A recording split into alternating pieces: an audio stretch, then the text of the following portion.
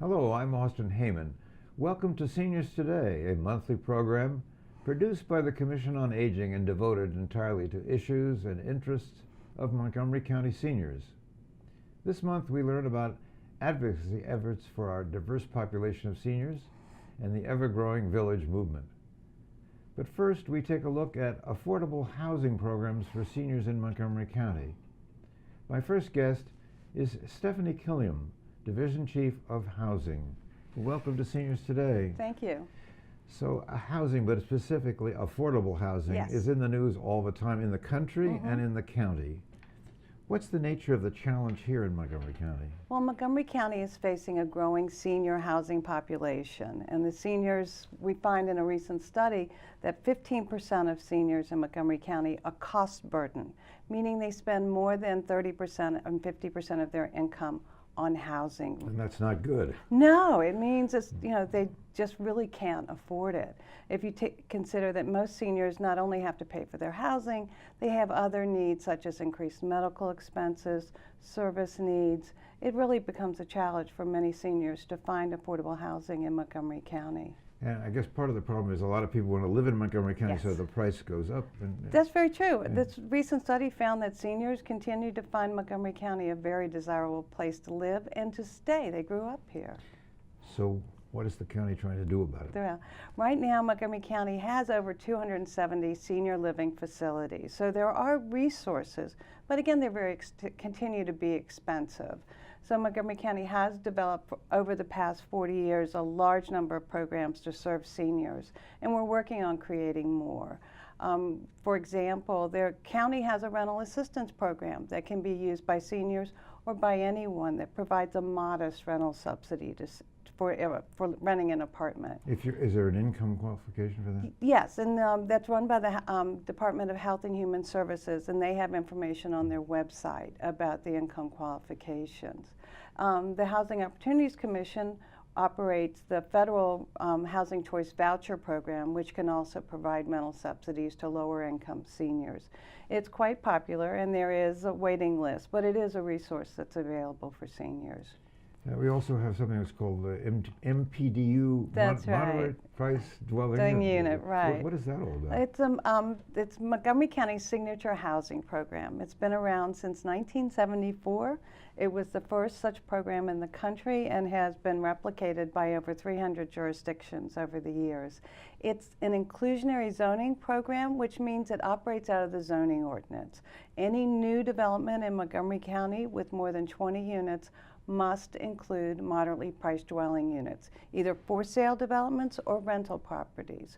And depending on where in the county the property is located, 12.5% to 15% of the units have to be set aside as moderately priced rental or for sale units. And the council, I think, just increased In some areas of the county, the percentage has been increased to 15%. So it means that those units go to households with incomes of less than 70% of the area median income in most places, and that's approximately $80,000 for a family of 4. It means on the for sale side, we have townhouses that are for sale between $150,000 and $200,000 a unit. Very affordable compared to market rate units. But that's in demand. Yeah, well, so there is a big waiting list for this? We have about 700 certificate holders on our waiting list. We call them certificate holders because we actually give them a certificate when they complete the application process.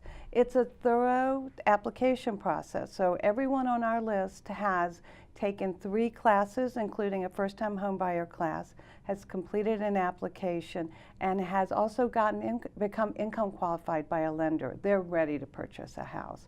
We have about 300 for-sale units that become available each year.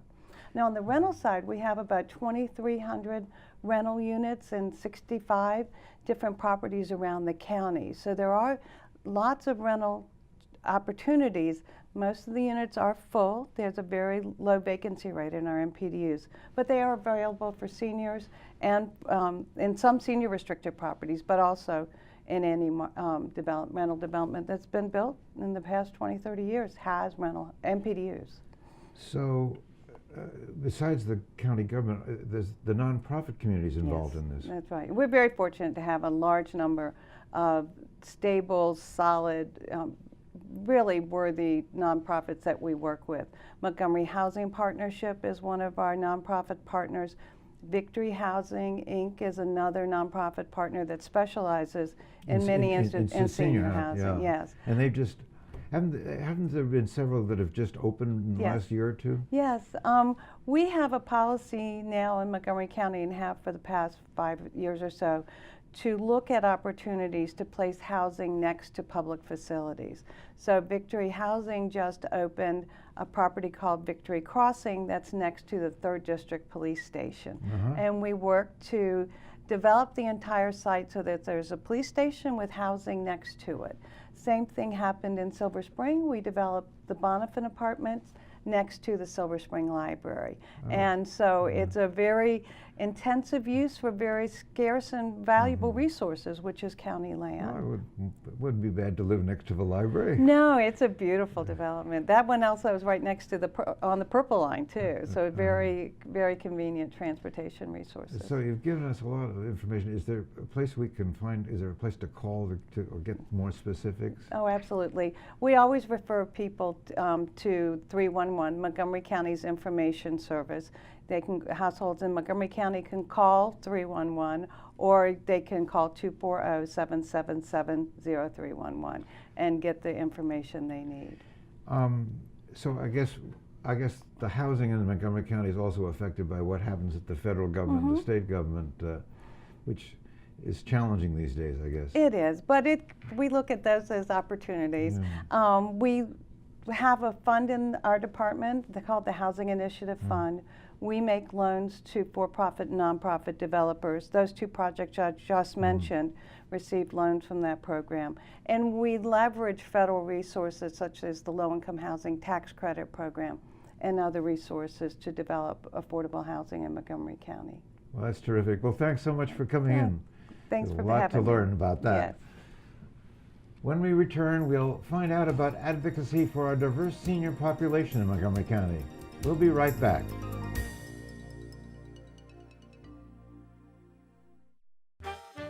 Did you know there are more than 10,000 county government phone numbers? But there's only one number you need to remember for non-emergency calls, 311. MC311 is Montgomery County government's online telephone information system. Need information? Have a problem or complaint? Trying to locate a county government facility? Call 311. The call center is open Monday through Friday, 7 a.m. to 7 p.m. The website is available 24 hours a day, 7 days a week. County residents are required by law to clear sidewalks in front of and alongside their properties within 24 hours of the end of a snowstorm.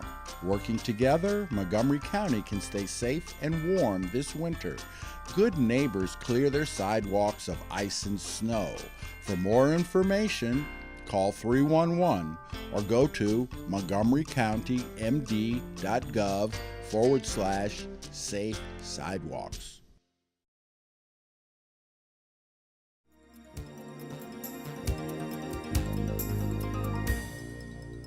Welcome back to Seniors Today. My next guests have expansive expertise in medicine, psychiatry, and advocacy for our culturally diverse senior population. Dr. Revathi Vijayakumar has led work to engage our South Asian seniors in county programs. And Dr. Ana Maria Izquierdo specializes in geriatric medicine, has served as the director of the Spanish Catholic Center in D.C. Well, welcome to Seniors Today. Thank you. Thank you, Austin. So, Rev, you've, besides the 6 years on the commission that you've spent, you have another role in this community. You've been working with our diverse population. Tell us a little bit about that. Yeah, thank you. Thank you for having us here. And one of the things I find with seniors living in a country that's not theirs of origin, there's a lot of need to kind of go back to the old days and the old ways. And some of the ways you reconnect back to your past is through food and music and conversation in your own language, even if you are fluent in English. So looking at the population in some of our suburbs, which is Montgomery County, we picked the North Potomac Trevilla Community Center as a site for trying to see how we can engage South Asian seniors. There's a large population of South Asians living in that area, to meet each other, to have a common grounds to engage each other, and see if we could create leadership among them to carry on what makes them retire and their senior years in kind of happiness and not isolated, which is so important. Yes. Yeah, absolutely. And you have been working with our Latino population. Yes, sir. Particularly in the medical world. Tell us a little bit about that. But also in the public health world. You know, one of the things that is important is that health on its own is very limited. You have to look at the broader life, especially at the end of life as we go forward. It's not so important what your blood pressure is, but are you getting in touch with other people? Are you, you know, engaging? And to do that, it is very important that we start thinking about linguistic competency. And I always say the two main issues are to be curious about the person you're speaking to, curiosity, and the second one is being able to communicate. So how we do that and how we allow the county to be a place where diversity and communication happen is an important part of the work we do. And you have encountered some specific areas. I think you told me earlier, end-of-life issues perhaps, like advanced directives, that's a problem. Yes, so it is very important. There are times in the life of a person that decisions made at that time have a trickle effect for whatever happens afterwards and sort of mold what is going to happen afterwards. And times like when you choose what you want, like advanced directives, or when someone is evaluating if you're competent to make decisions for yourself. Those times are so important that unless we do it in a way that we truly understand what the person is telling us, we do a great disservice to our patients. Your work in North Potomac, tell us a little bit about you specifically, what goes on now? Well, we started off with a group of 5 South Asian seniors who, I started talking to them about what would you like to see in a program that you would feel like it's a piece of home, but also something that would bring in more South Asians into it, so they're not sitting at home all day or watching ZTV or whatever else and isolated. So they started coming up with ideas of celebrating holidays together, cooking food and sharing food. So the first program this started about less than 2 years ago, or just about 2 years ago. They have had 4 programs where they've celebrated holidays, Independence Day, diversity cultural program day at the center, and they've done their dances, their performances, and these are all seniors doing it. So whoever was trained as a young person or had the interest in folk dances, they just got up there and started dancing, and that brought more people together. They started preparing food and bringing it to the center to feed everybody at the center. So the last one we had, which was last month in November, was Diwali celebration. There were 200 people. They bought some food, but they made some food. They made lots of sweets because Diwali is all about sweets. And we had people sign up, and about 200 people came. We had a little floor show, and they asked me to be the MC, so we described what is Diwali and how different parts of India celebrate it, how international a holiday it is, and made them feel really good about we're not isolated. Our holiday, way of thinking is broader than we know. And now they meet every Monday for lunch. They've done, this is their own doing. I have nothing to do with it now. Their leadership. Well, that's the point. Yes, their leadership. They've given themselves a name, Jeho, which means victory, be victorious. And they have the weekly luncheon. Anybody drops in, they share food, they sit and chat. Once a month, they've started a bingo program. Once a month, they have a conversation group. And in that conversation group, they have they pick a topic of interest, and just to see how it coincides with Montgomery County, they wanted to know about caregiving. And I said, well, why don't we invite the Montgomery County caregiver coordinator and ask her the questions. So this past Monday, we had Lily Fisher come and talk to them. That's terrific. We're about out of time, but yes. That's wonderful. We would like to replicate that idea, perhaps at the new Wheaton Center with the Latino population, if we can. I'll be happy to help. Nice. I mean, it would be great if we can do that there too. So maybe we start talking with the health promoters, the promotoras that are out in the country, in the county. And you've been involved streets. with the Latin American Health Initiative. Yes. And I think, when I talk about all these things about linguistic competence, people are like, oh my God, no, it's so difficult. Like, one step at a time. Let's get together, one step at a time, and we can know each other better. And at the end of the day, that's what's important in the county, right? That we know each other. Yeah. Thank you so much for coming in. Thank you. Thank you for having us. When we come back, we'll close the show with a look at the growing village movement in Montgomery County and the gratifying volunteer opportunities it creates for its members. So please stay with us. We'll be right back.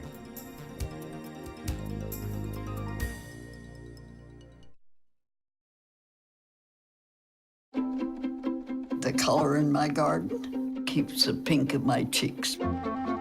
I was very independent and thought I could take care of myself. I fell and I had to have Meals on Wheels. They're my savior. My name is Lola Silvestri. America, let's do lunch. Drop off a hot meal and say hello. Volunteer by donating your lunch break at americaletsdolunch.org. They said a bottle was just a bottle.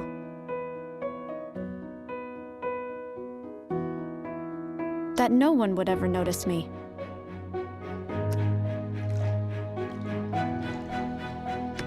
But I knew I could be more.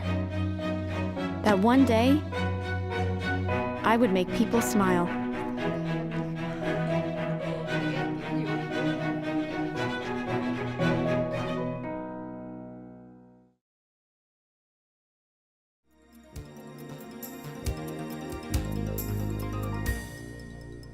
Welcome back to Seniors Today.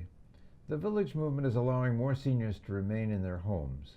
Villages also create meaningful opportunities to engage and to volunteer.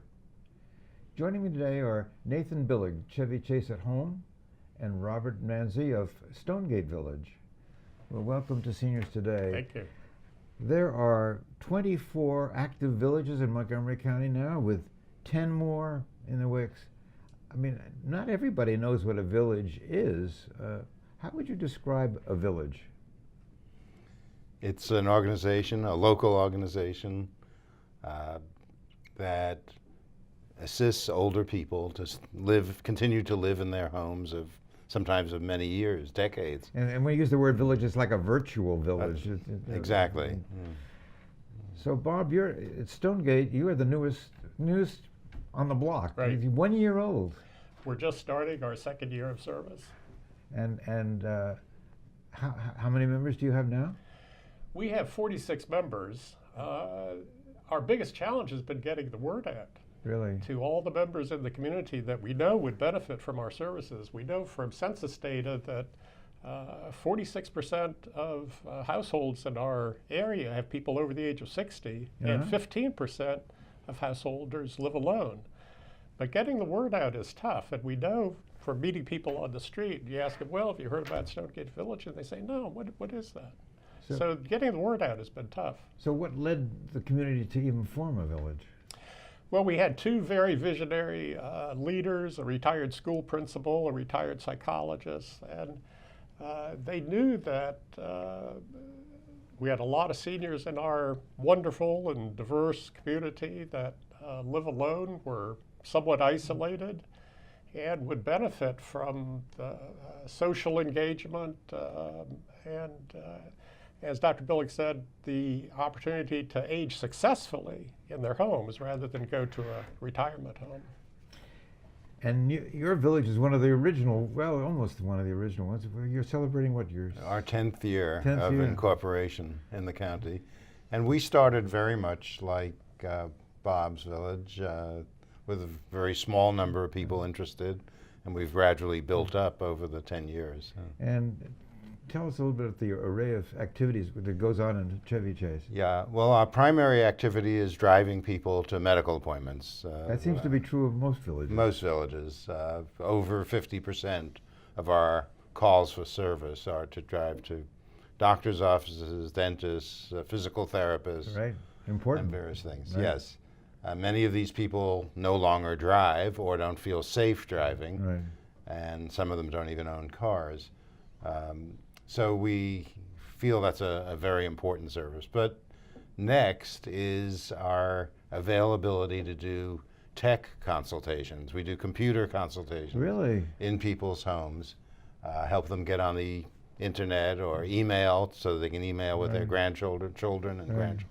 So there are volunteers who come to the home to help with that? Yeah, we have 4 or 5 volunteers who all they do for us is they go into people's homes.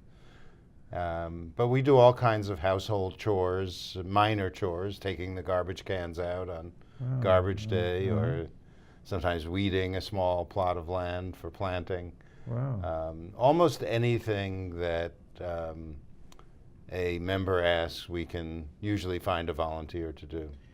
But I think when we talked, you also indicated the social isolation issue was, in your mind at least, was equally important as to all of these activities. Right.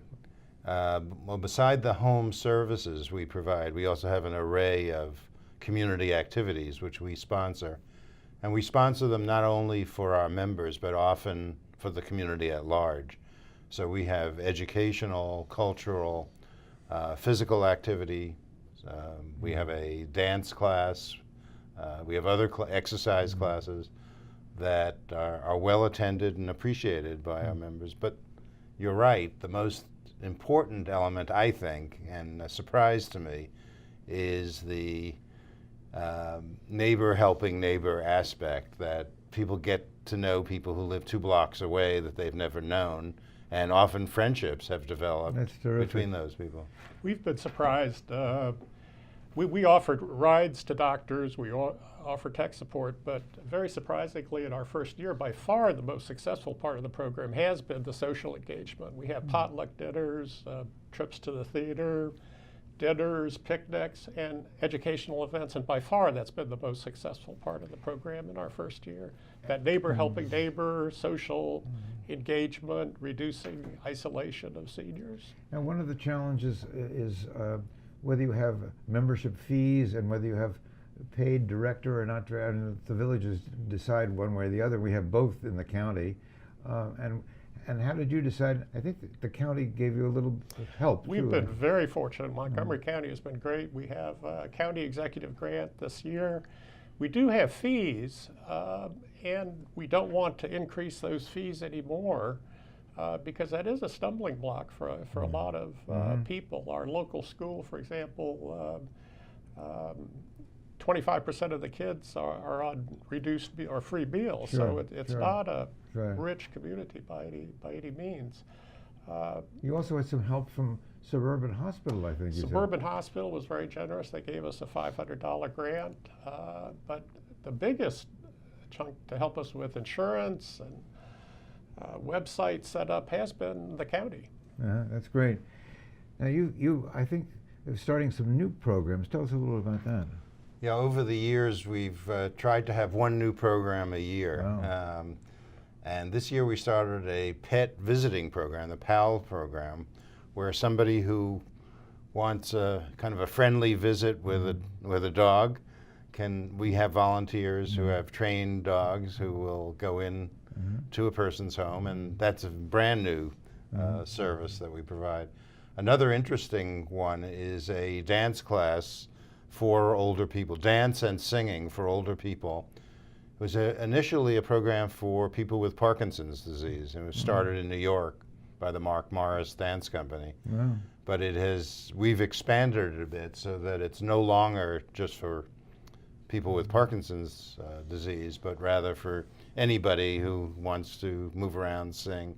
And we have a trained dance teacher as well as a pianist. Wow. That's a very innovative and Right. exciting program that we're... And you've done some work with intergenerational as well. We're just about out of time, I guess, but you have really pioneered a number of new ideas. We started a program with our local elementary school where we have pen pals to kids who are in the ESOL program. And they write 2 or 3 letters a year to our volunteers, and the volunteers write back. That's so great. And that's been an interesting program. So for those people who would like to know more about the village movement, actually, we have a village coordinator, and one can go online, look up the village movement on the county government, or call 311 to find out how about creating a village. Well, good luck with year 2. Thank you. And thanks so much for coming in. Thank you very much. Well, that's it for this month's Seniors Today. Don't forget that you can access this show and a great deal of information about county services for seniors by going to the Montgomery County Senior website at montgomerycountymd.gov/seniors, or call the Senior Resource Line at 240-777-3000. And as always, thank you for watching Seniors Today.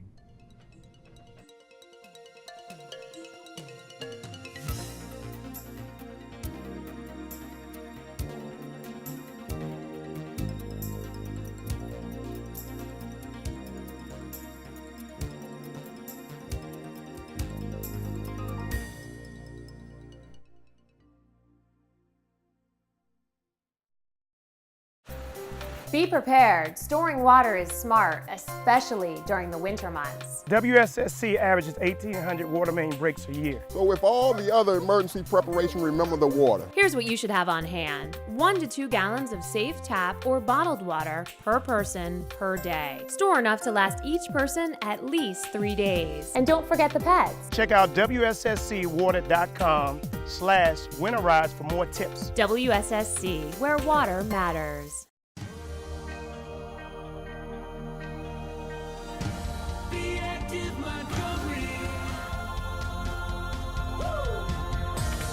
Starting today, you can be active and treat yourself to a wide array of great activities offered by Montgomery County Recreation. With 4 indoor aquatic facilities and 20 community rec centers that offer exercise and weight rooms, you'll find everything you want from sports and fitness to senior activities, from cooking to dancing, classes, trips, and tours.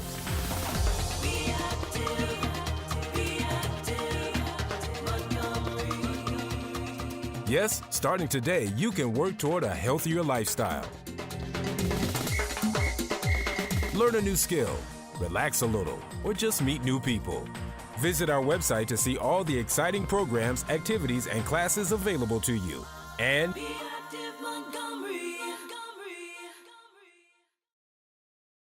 the next 30 seconds can save you a lot of money. Just do your laundry in cold and stick to full loads. Auto-sleep your computers. Plug your gadgets in a power strip and switch it off when you're done. Headed out? Turn back your thermostat by 10 degrees.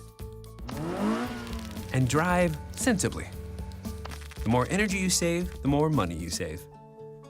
Find other great tips at energysaver.gov. Home fire drills give your family a plan of action. In a home fire, you may have less than 2 minutes to get out. So when you drill, show everyone 2 ways out of the house, pick a safe meeting spot, and get there in under 2 minutes. Then practice home fire drills at least twice a year. You can even make them fun. So everyone knows the sound and exactly what to do when they hear a smoke alarm. Go to ready.gov/fire drill and learn how to prepare your family for home fires.